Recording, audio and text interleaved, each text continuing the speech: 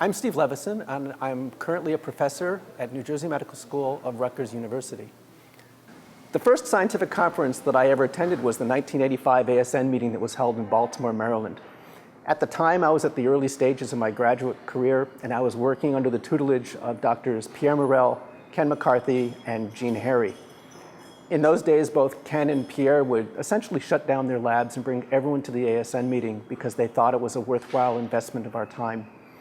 As a graduate student interested in the molecular mechanisms that coordinated neural development, these meetings taught me that there were a lot of other folks out there in the world who were interested in the same problems that I was interested in.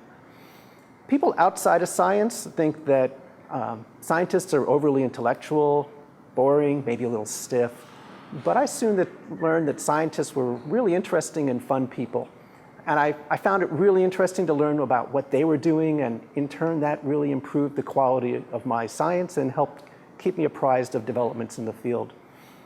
Back then, the ASN meetings lasted a full week, which gave you an afternoon free to just go off and explore the region where the meeting was being held. And I'd hang out with graduate students, postdocs, other colleagues, and over the years, those people have become close friends, they've become collaborators, and some mentors. But after attending that first meeting, I set the goal of working really hard each year so that I'd have enough data to put together a new poster for the next ASN meeting. And I've gotten to travel to a lot of places, both within and outside the United States.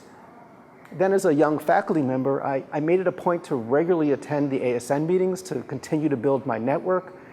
And I brought my students to the meeting because I've always felt that because the posters are up for a full 2 days and it's a smaller meeting, that the quality of interactions is better for them.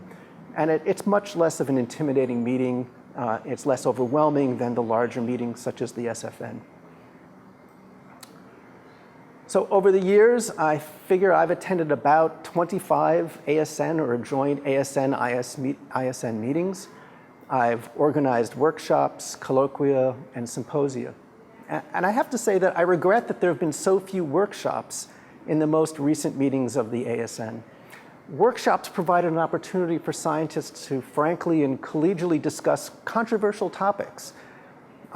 So for example, in 2006, I organized a workshop with Ken McCarthy that we entitled Our Astrocyte Stem Cells. And as you might imagine, we had to define what are the properties of an astrocyte? What are the properties of a stem cell? And does it make sense to equate the two? It's still an interesting topic after these many years.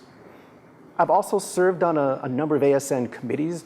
I've served on the Geordie Fulch Pie Committee, the Public Outreach Committee, the Program Committee, the Nominating Committee, and I chaired the Journal Oversight Committee. I've also allowed my dear friends in the ASN to nominate me to serve in leadership positions. So I've had the distinction of serving as a counselor, as the secretary, and from 2011 to 2013 as the president. As a member of the ASN, I can recall countless discussions about whether we should change the name of the society, because people felt that the term neurochemistry was too old-fashioned or stilted, and they wanted to change it to something more modern. This was at a time when the Society for Neuroscience was growing logarithmically, whereas the membership in the ASN was at steady state. So we had a lot of discussions because people were concerned that if the society didn't grow in size, that it wouldn't be a sustainable professional society. There never was enough momentum to change the name of the society, but we did, and I believe that this was under Scott Brady's leadership, add the byline, the latest in cellular and molecular neuroscience.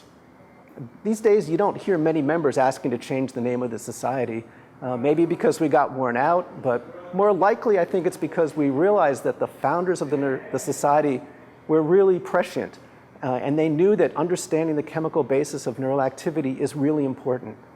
Indeed, if you don't like the old-fashioned name of neurochemistry, I think you'll still agree that cellular and molecular neuroscience, i.e. neurochemistry, remains at the forefront of modern neuroscience.